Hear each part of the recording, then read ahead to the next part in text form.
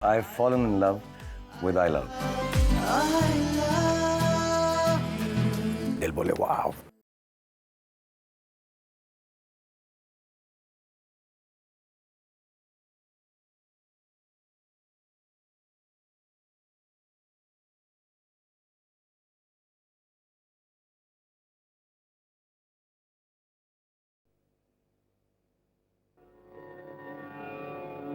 कर्मण्येवाधिकारस्ते मा फलेषु कदाचन मा कर्मफलहेतुर्भो मा ते सङ्गोऽस्त्वविकर्मणि।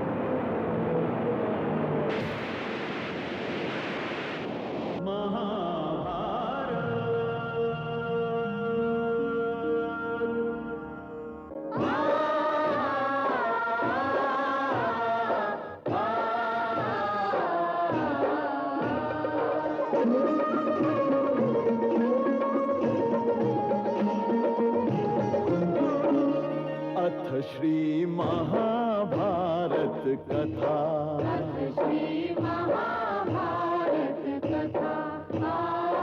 महाभारत कथा।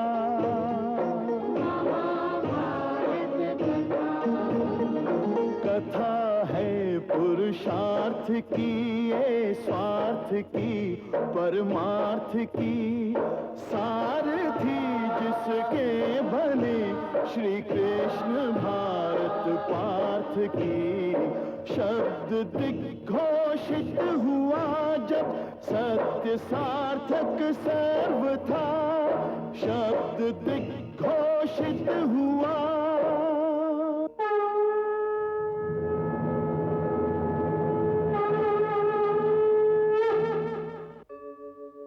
यदा यदा हि धर्मस्य ग्लानिर्भवति भारत, अभ्युत्थानम् अधर्मस्य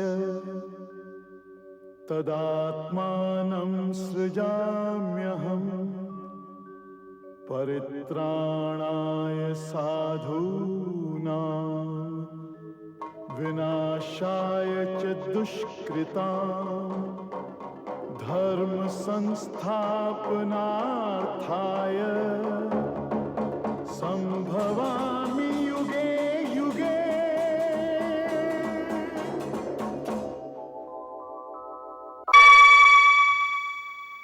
भीष्म के लाख समझाने के बाद भी शांतनु अपने दोषी संचेतन के घाव को न झेल पाया और रानी सत्यवती से होने वाले 2 बच्चों चित्रांगद और विचित्रवीर को भीष्म के हवाले कर चल बसा।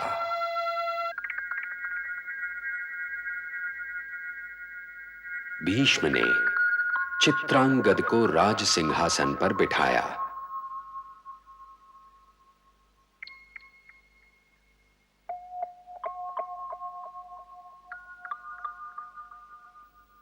परंतु वो बहुत दिन राज न कर पाया और अपने ही नाम के गंधर्व के हाथों मारा गया।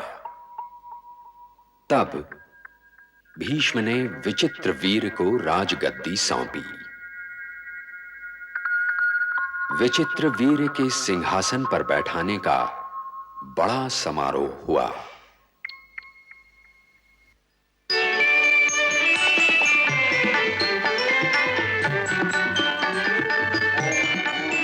महाराज विचित्रवीर की जय! महाराज विचित्रवीर की जय! महाराज विचित्रवीर की जय! महाराज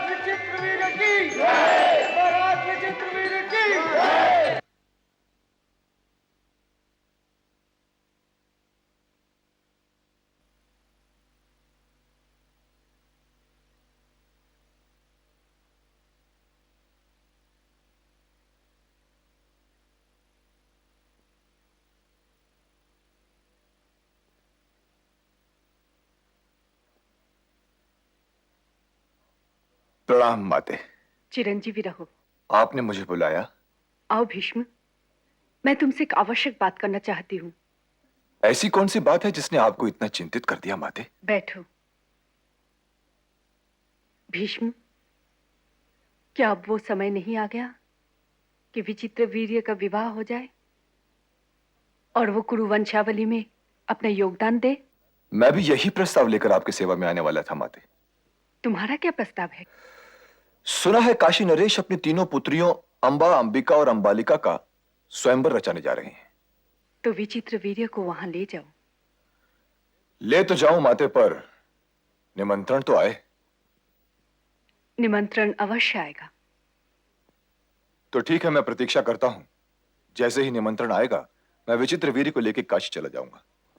काशी नरेश महाराज की जय। काशी नरेश महाराज की जय। काशी नरेश महाराज की जय। काशी नरेश महाराज की जय। काशी नरेश महाराज की जय।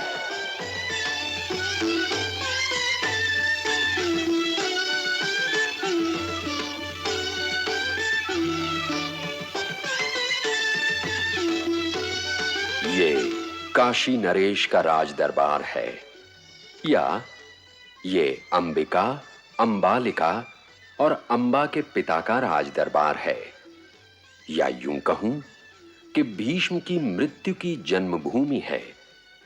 इसे कुछ भी कह लें, पर यह दरबार महाभारत के इतिहास में है बड़ा महत्वपूर्ण। इतिहास के धुंधलकों में जन्म लेने वाली परंपरा की आज हत्या की तैयारियां हो रही हैं। महामंत्री,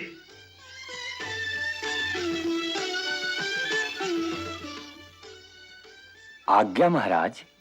महामंत्री, भारत के सारे राजाओं और राजकुमारों को इन तीनों राजकुमारियों के स्वयंवर के लिए आमंत्रित किया जाए। जो आज्ञा महाराज। परंतु हमारी इच्छा है कि हस्तिनापुर को निमंत्रण ना भेजा जाए। महाराज की जय हो, परंतु कोई संकोच महामंत्री? संकोच नहीं महाराज, राजनीति। मैं नहीं चाहता गंगा पुत्र भीष्म के बाणों की आंधी काशी तक आए। इसीलिए ये प्रस्ताव करने का साहस कर रहा हूं महाराज कि काशी और हस्तिनापुर के पुराने नातों पर बल दिया जाए। जैसे काशी कुमारी सुनंदा चक्रवर्ती महाराज भरत की पटरानी बनी थी, उसी प्रकार इस स्वयंवर में हस्तिनापुर नरेश को आमंत्रित करना उचित होगा महाराज। नातों की भी एक आयु होती है महामंत्री। एक न एक दिन हर नाते को मरना होता है, और आप जिस नाते की बात कर रहे हैं वो तो हस्तिनापुर के राज दरबार में उसी दिन मर गया था जिस दिन महाराज शांतनु ने देवव्रत से मेरी बहन के रिश्ते को हंसी में टाल दिया था। तभी से अपमान के घाव का वो सांप मेरे सीने का लहू पीता आ रहा है, और आज उस अपमान के उत्तर का दिन आ गया है महामंत्री। हस्तिनापुर वालों को कदापि आमंत्रित न किया जाए, यह मेरी आज्ञा है। महामंत्री होने के नाते यह मेरा कर्तव्य है महाराज कि मैं एक बार आपसे फिर अनुरोध करूं कि हस्तिनापुर से बैर मोल लेना सिंह को चेतावनी देना होगा महाराज। उनका अपमान हमारे लिए हानिकारक होगा। महामंत्री क्षत्रिय लाभ और हानि को नहीं देखता, वो अपनी प्रतिष्ठा और अपने मान को देखता है। जिसे हस्तिनापुर के महाराज शांतनु ने अपमानित किया, हम इसका बदला अवश्य लेंगे। पर नीति तो यही कहती है महाराज कि बदला भी हो जाए और हानि भी ना हो। वो कैसे? महाराज, स्वयंवर की वरमाला तो राजकुमारियों के हाथों में होगी। यदि वो वरमाला विचित्र वीर के गले में न डाली जाए तो हमारा बदला अपने आप हो जाता है। उन्होंने आपकी बहन को अस्वीकार किया, हमने विचित्र वीर को, और ये अपमान भरे दरबार में होगा महाराज। नहीं महामंत्री, हम अपने और अपनी बहन के अपमान करने वाले को अपना अतिथि नहीं बना सकते। देख लीजिए महाराज, वैसे भी अपमान का बदला अपमान से चुकाना नीति नहीं है, मित्रता से ही चुकाने में राजनीति है। ये आपकी नीति होगी, पर हमारी दृष्टि में अपमान का बदला केवल अपमान है। इसलिए मैं फिर आदेश देता हूं कि हस्तिनापुर वालों को कदापि आमंत्रित ना किया जाए। जो आज्ञा महाराज। ये तो घोर अपमान की बात है। काशी नरेश ने अपमान बड़ा किया। हमको तो चाहिए, हम गुरुजी से सलाह करेंगे, गुरुजी से पूछेंगे। तो दो जरा शांति से बात है, गुरुजी कुछ कर सकते हैं। मैं क्या काशी नरेश ने तो बात बड़ा गुरुजी को बुलाओ। हम करेंगे इसके लिए कुछ भी तो करो। काशी नरेश को करना चाहिए, गुरुदेव को आने दो। हम यही तो बात करना। गुरुदेव प्रणाम। प्रणाम। वो कौन सी गुप्त समस्या है जो आप लोग इस तरह से आपस में कानाफूसी कर रहे हैं? ये तो घोर अपमान है गुरुदेव, घोर अपमान। किसका? हस्तिनापुर का गुरुदेव, हस्तिनापुर नरेश का। हम सबका अपमान है गुरुदेव। क्या हुआ? किसने अपमान किया? काशी नरेश अपनी तीनों राजकुमारियों का स्वयंवर रचा रहे हैं और उन्होंने हस्तिनापुर नरेश को आमंत्रित तक नहीं किया। ये हम सबका घोर अपमान है गुरुजी। ये तो वास्तव में घोर अपमान की बात है। क्या महाराज कुमार भीष्म को इस बात का ज्ञान है? हमें पता नहीं। ये कुरुवंश का घोर अपमान है और मैं कुरुवंश का अपमान कभी सहन नहीं कर सकता। क्या हुआ भीष्म? बहुत क्रोधित दिख रहे हो। क्रोधित होने की ही तो बात है माते। काशी नरेश अपनी तीनों राजकुमारियों का स्वयंवर कर रहे हैं। ये तो अच्छा है। काशी राज्य से तो हमारा पुराना संबंध है। महाराज भरत की रानी सुनंदा भी तो काशी राज्य से ही थी। और वैसे भी समय आ गया है कि इस विवाह से हमारी वंशावली को योगदान मिले। काशी की तीनों राजकुमारियां अंबा, अंबिका और अंबालिका तो मेरी समझ में भी थीं। तो फिर रुकावट क्या है? काशी नरेश अपने इतिहास का वो पन्ना भूल गए हैं जब उनका राजवंश हमारी मित्रता पर गौरव का अनुभव किया करता था। और आज उनका यह साहस हो गया कि वो अपनी राजकुमारियों का स्वयंवर करें और उसमें हस्तिनापुर नरेश को आमंत्रित भी न करें। ना निमंत्रित करें तो ना सही। गंगापुत्र, क्या भारतवर्ष में वही 3 राजकुमारियां हैं? हाँ माते, यदि आज हम इस अपमान का विष पी गए तो सारा भारतवर्ष ये सोच बैठेगा कि हस्तिनापुर की खड़क का पानी उतर गया है। राजनीति कहती है कि तीनों राजकुमारियों को हस्तिनापुर लाया जाए और सारा भारतवर्ष जान ले कि विचित्र वीर्य चक्रवर्ती धर्म ध्वज रक्षक दुष्यंत पुत्र महाराज भरत का उत्तराधिकारी है। तो फिर क्या करना चाहते हो? मैं स्वयंवर अवश्य जाऊंगा और तीनों राजकुमारियों को लेकर ही लौटूंगा। यदि तुम जा ही रहे हो तो मेरा आशीर्वाद भी साथ लेते जाओ।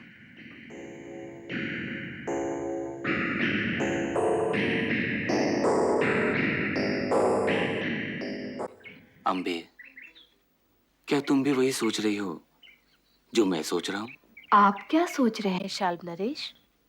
मैं सोच रहा था कल स्वयंवर के पश्चात हमारा जीवन बिल्कुल बदल जाएगा। वो कैसे? न ये छुप छुप कर मिलना होगा और न स्वतंत्रता के साथ घूमना होगा।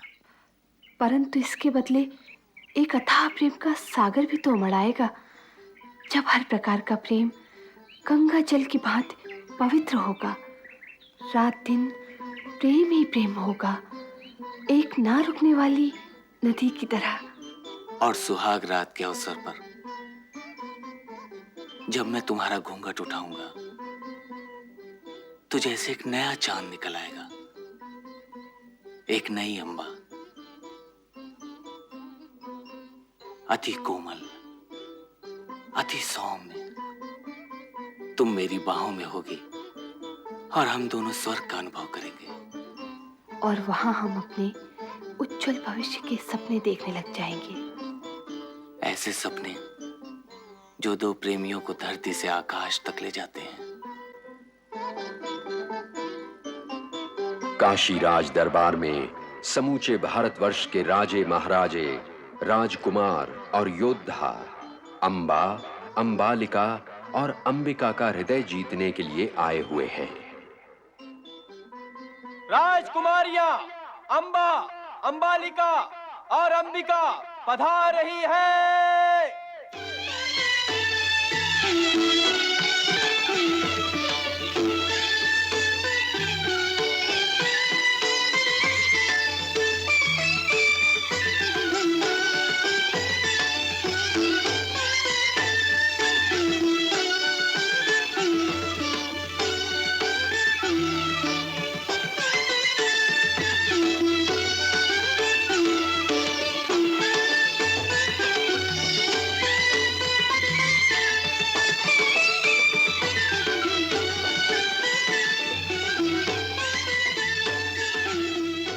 अम्बा को तो पता है उसे किसी वरमाला पहनानी है।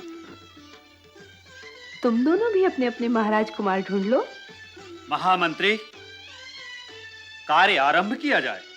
जो आज्ञा महाराज। धनुर्धारी वीर शिरोमणि शाल्व कुमार पधार रहे हैं।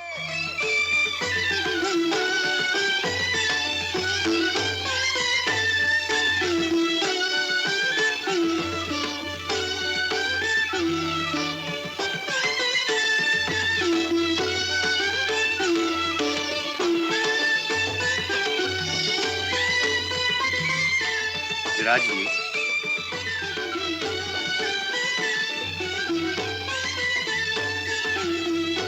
भरतवंश संरक्षक शांतनु पुत्र अपराजय वीर गंगा पुत्र भीष्म पधार रहे हैं।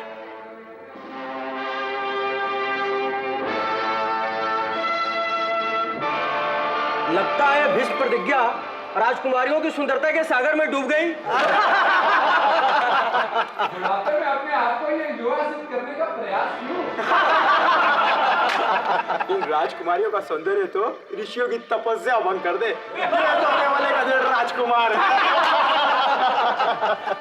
और लगता है पिता की मृत्यु की ही प्रतीक्षा में थे। रानी सत्यवती ने अपनी चूड़ियां तोड़ी और इन्होंने अपनी प्रतिज्ञा। प्रतिज्ञा भी कांच की रही होगी। सावधान! ये सभा केवल अतिथियों के लिए है। जानता हूं, इसीलिए मैं आपके इस सभागृह में आपके अतिथियों के जबाने काटकर आपका अपमान नहीं करना चाहता।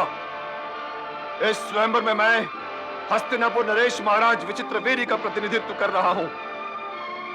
काशी राजकुमारियां शताब्दियों से कुरु वंशियों में ब्याह के लिए जाती रही हैं, आज भी यही होगा। मैं इन तीनों राजकुमारियों को अपने छोटे भाई विचित्रवीर्य की रानियां बनाने के लिए ले जा रहा हूं। राजकुमारियों का स्वयंवर रचाकर आपने जो हस्तिनापुर का अपमान किया है, मैं उसके लिए आपको क्षमा करता हूं। परंतु राजकुमारियों को अपना वर चुनने का अधिकार है भीष्म। इन राजकुमारियों को यह अधिकार नहीं है शाल्वराज, और यदि है तो मेरे सिवा और कोई स्वयंवर सभा में बैठने योग्य नहीं। भीष्म, अपनी जुबान को लगाम दो। मैं केवल घोड़ों को लगाम देता हूं। और शाल्वराज, तुम यदि मुझसे जीवन दान पाकर न जी रहे होते तो भरी सभा में इस प्रकार मेरी बात काटने का कड़ा दंड देता तुम्हें। मैं इस बड़े दरबार में घोषणा करता हूं कि मैं राजकुमारियों को लेने आया हूं और ले जा रहा हूं।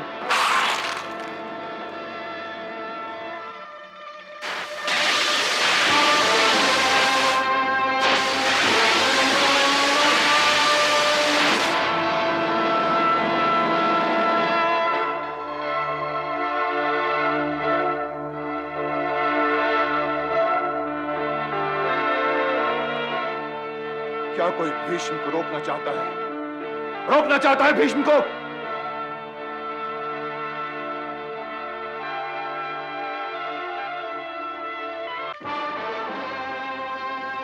राजकुमारियों को जाने की आज्ञा दीजिए। काशी नरेश,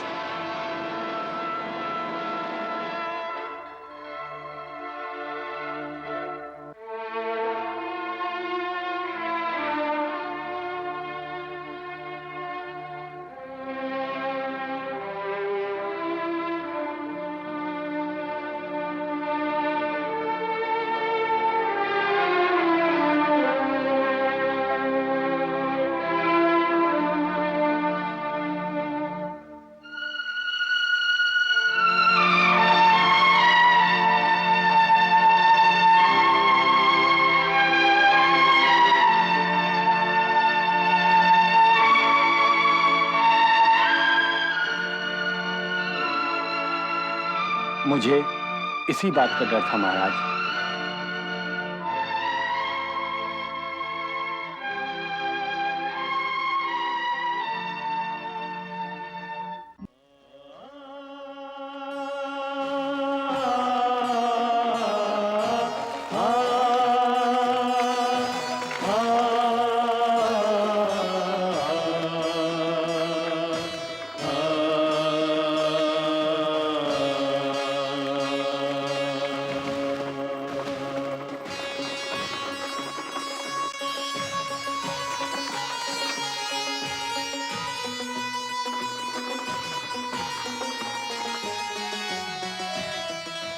भीष्म।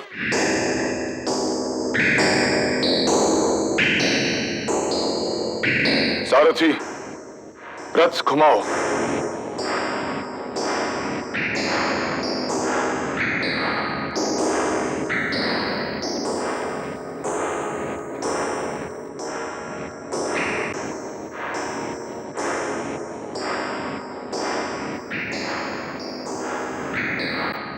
शाल्वराज? हाँ, मैं शाल्व। परंतु ये मार्ग तो शाल्व नहीं जाता। तुम योद्धा नहीं हो भीष्म, तुम एक मायावी अभिचारक हो। तुमने काशी राज्यसभा में अपनी वीरता का प्रदर्शन नहीं किया, बल्कि अपनी माया का जाल फेंका था। अब मेरे बाणों का जाल देखो। सावधान! तुम एक महान योद्धा हो शाल्वराज, और मेरी तुमसे कोई लड़ाई भी नहीं। आज वो जीवन मैं कैसे ले लूं जो मैंने ही तुम्हें दान में दिया था, इसलिए लौट जाओ। मैं यहां वापस जाने के लिए नहीं आया हूं भीष्म, बल्कि तुम्हें जीवन दान देने के लिए आया हूं। क्षमा चाहो तो लौट जाओ हस्तिनापुर, या धनुष संभालो। सावधान!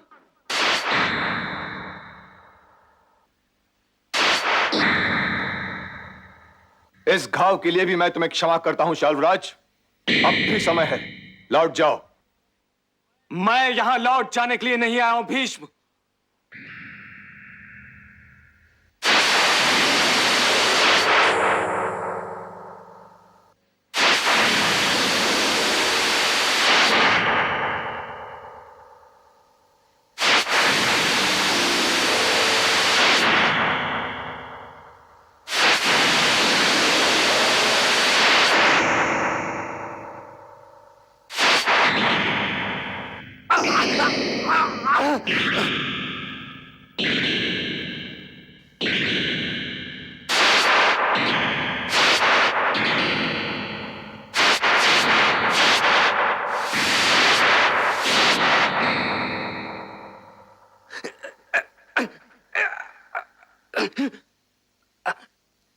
मेरे पास बाणों की कमी नहीं है शाल्वराज, पर दिया हुआ जीवन में वापस लेना नहीं चाहता, इसलिए एक बार फिर क्षमा करता हूं। सारथी, हस्तिनापुर चलो।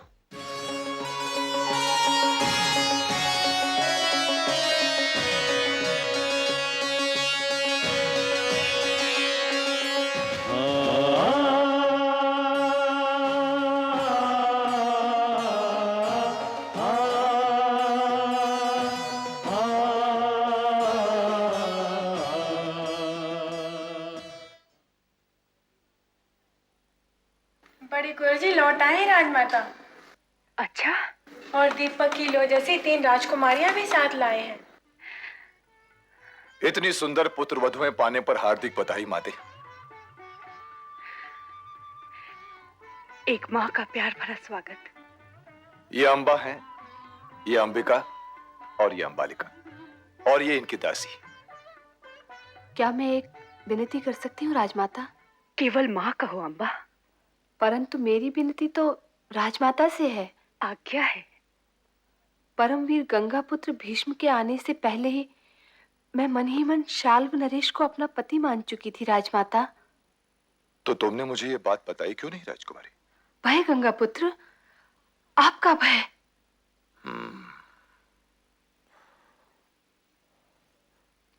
तब तो विचित्र वीर्य का विवाह अंबा से नहीं हो सकता माते। तुमने ठीक कहा भीष्म। तुम निश्चिंत रहो राजकुमारी, तुम्हें आदर के साथ शाल भिजवाने का प्रबंध किया जाएगा। मेरा आशीर्वाद तुम्हारे साथ है अंबा। राजमाता,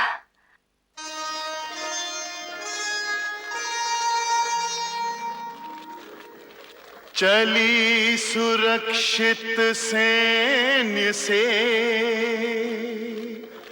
हर्षित कन्या रत्न, प्रिय दर्शन की आस में देखे सुंदर स्वप्न। ये जीवन भी गंगा पुत्र का ही दिया हुआ है, और अब अंबा को भी दे दिया। अंबे, हम अपने पहले पुत्र का नाम देवव्रत ही रखेंगे। अवश्य आर्य पुत्र। पता है, जब मैंने राजमाता सत्यवती से कहा कि गंगापुत्र भीष्म के आने से पहले ही मैं शाल्व नरेश को अपना पति स्वीकार कर चुकी थी, तो गंगापुत्र कहाँ उठे? और मैं उसी वक्त समझ गई कि अब हमारे मिलन को कोई नहीं रोक सकता।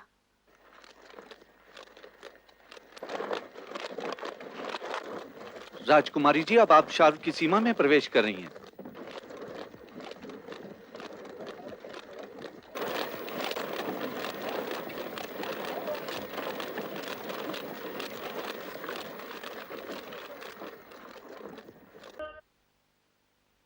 भीष्म से कह देना हम हारी हुई वस्तु दान में स्वीकार नहीं करते, और उनसे यह भी कह देना कि राजकुमारी को यहां भेजकर उन्होंने हमारा अपमान किया है।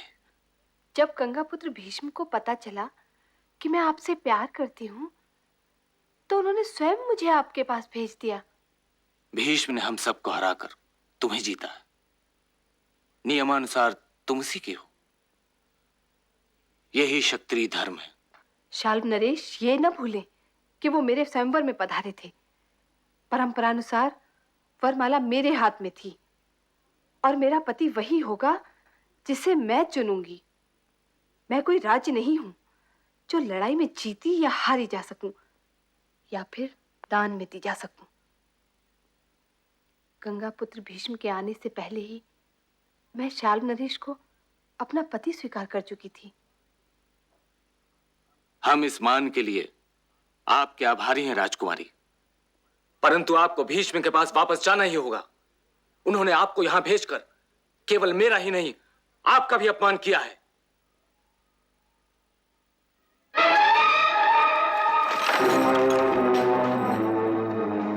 राजकुमारी को अंदर आने दिया जाए।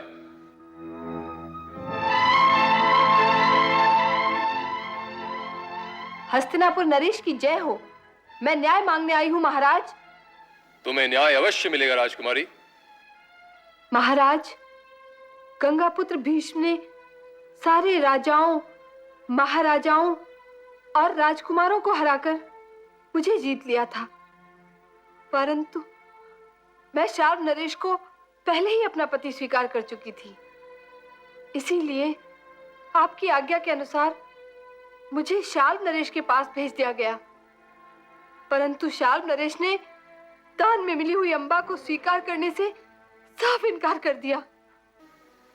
हस्तिनापुर की सेनाएं राजकुमारी के अपमान का बदला लेने के लिए शीघ्र ही शाल्व की ओर प्रस्थान करेंगी। पर शाल्व नरेश ने क्या किया है महाराज, जो हस्तिनापुर की सेनाएं उधर प्रस्थान करेंगी? मैं अपमानित हुई हूँ गंगापुत्र भीष्म के कारण। यह आप क्या कह रही हैं राजकुमारी? राधा भीष्म तो किसी का अपमान कर ही नहीं सकते। मैं किसी और के विषय में बात नहीं कर रही हूँ महाराज, मैं अपने विषय में बात कर रही हूँ। अपमान मेरा हुआ है, इसलिए मैं ही बता सकती हूँ कि मेरा अपमान किसने किया है। मेरा अपमान किया है गंगापुत्र भीष्म ने। न ये मुझे शाल्व नरेश के पास भेजते और न ही मेरा इतना बड़ा अपमान होता।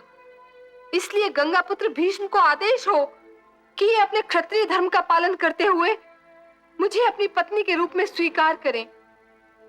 महाराज की जय हो, परंतु मैं प्रतिज्ञाबद्ध हूं महाराज, मैं विवाह कर ही नहीं सकता। विवाह नहीं कर सकते तो काशी से यहाँ लाए क्यों? मैंने तो काशी दरबार में यह घोषणा कर दी थी कि मैं केवल हस्तिनापुर का प्रतिनिधित्व कर रहा हूं।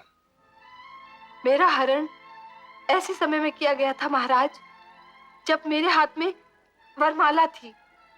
मेरी बहनों ने आपको स्वीकार किया, परंतु मैं आपको स्वीकार नहीं करती। अब मैं वो माला गंगापुत्र भीष्म के गले में डालना चाहती हूँ। यह संभव नहीं है देवी। क्यों संभव नहीं है? क्योंकि मैंने ब्रह्मचारी रहने की प्रतिज्ञा की है।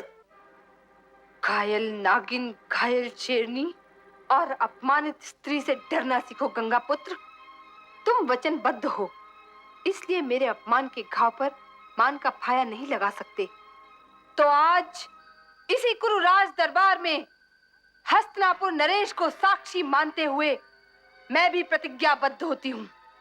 गंगापुत्र भीष्म, मैं तुम्हें अपने अपमान के लिए कभी क्षमा नहीं करूंगी। चाहे इसके लिए मुझे जन्म पर जन्म क्यों न लेने पड़े। तुम्हारी मृत्यु का कारण बनकर मैं अपने इस अपमान का बदला अवश्य लूंगी।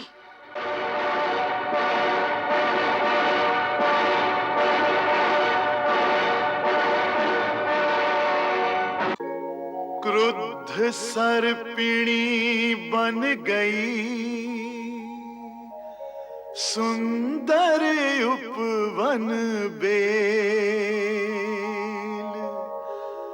दोष किसी का क्या भला, भाग्य खिलाए खेल।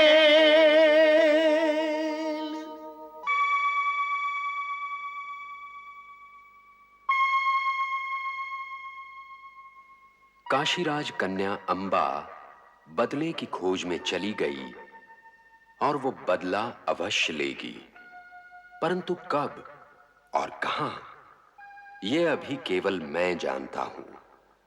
और जब ये महान मानव कथा वहां पहुंचेगी तो मैं उस बदले की कहानी सुना भी दूंगा। परंतु अभी तो हस्तिनापुर चैन की बंसी बजा रहा है।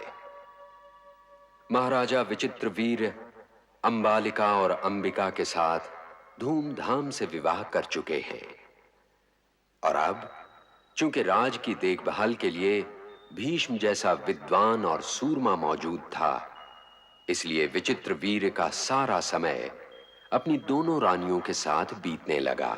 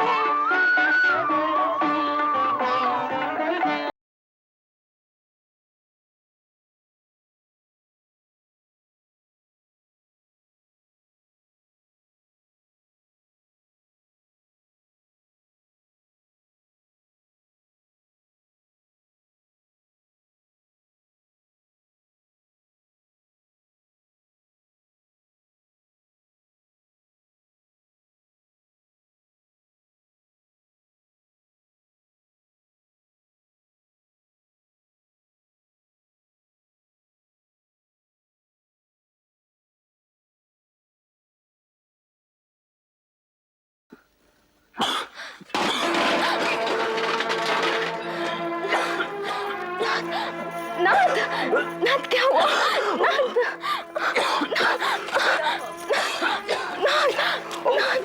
क्या हुआ?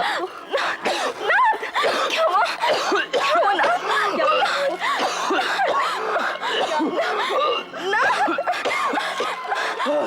मातेश्वरी! नाथ, नाथ, क्या हुआ? मातेश्वरी!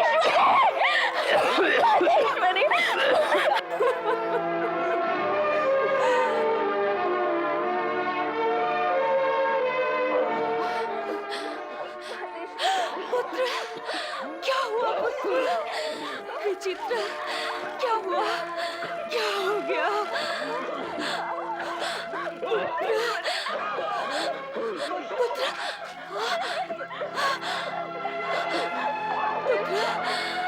कोई है? राजवैद्य को बुला।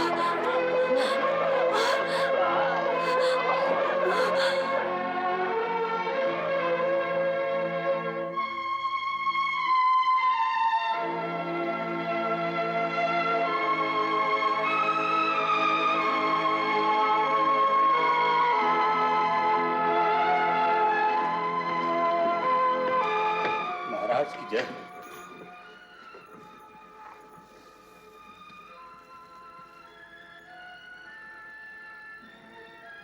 गंगा जल पिला दीजिए महाराज को।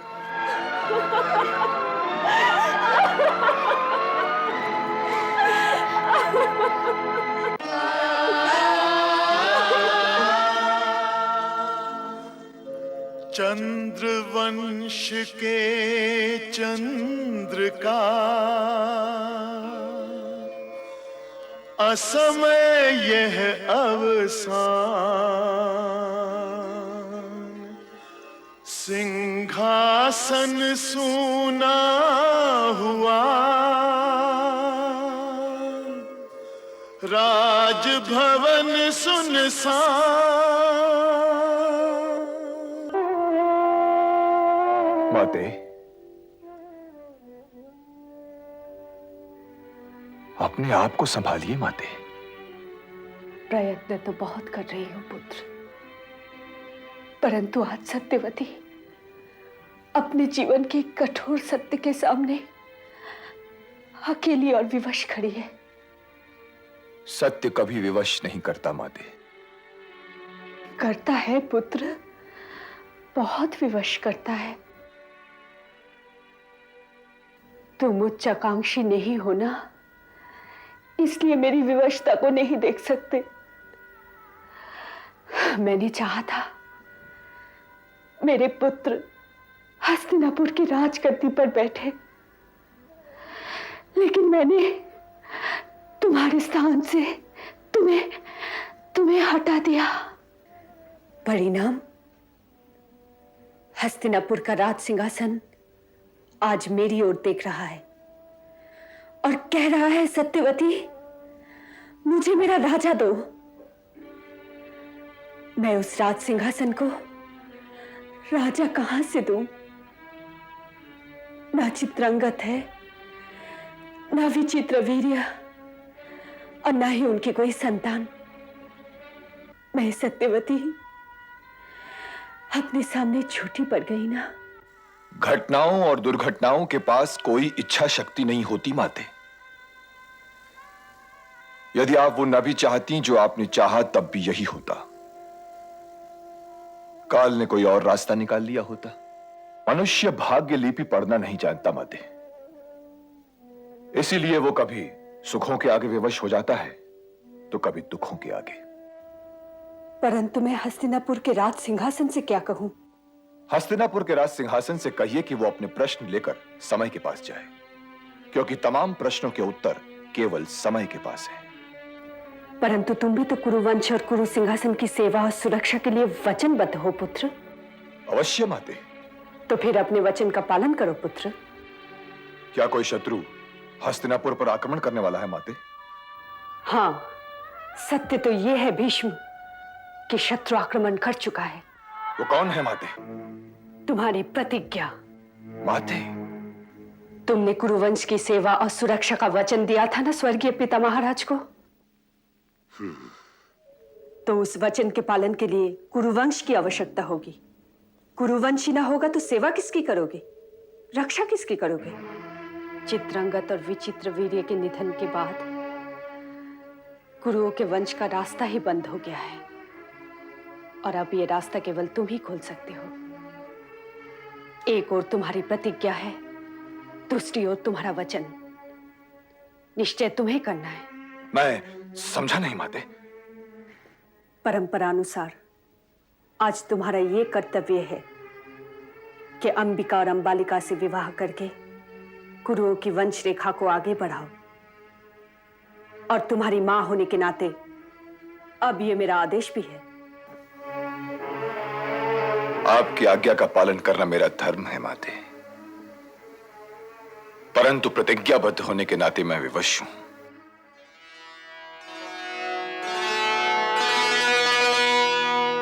माता यह संभव नहीं, भीष्म करे व्रत त्याग, चाहे शीतल सूर्य हो, बरसे शशि से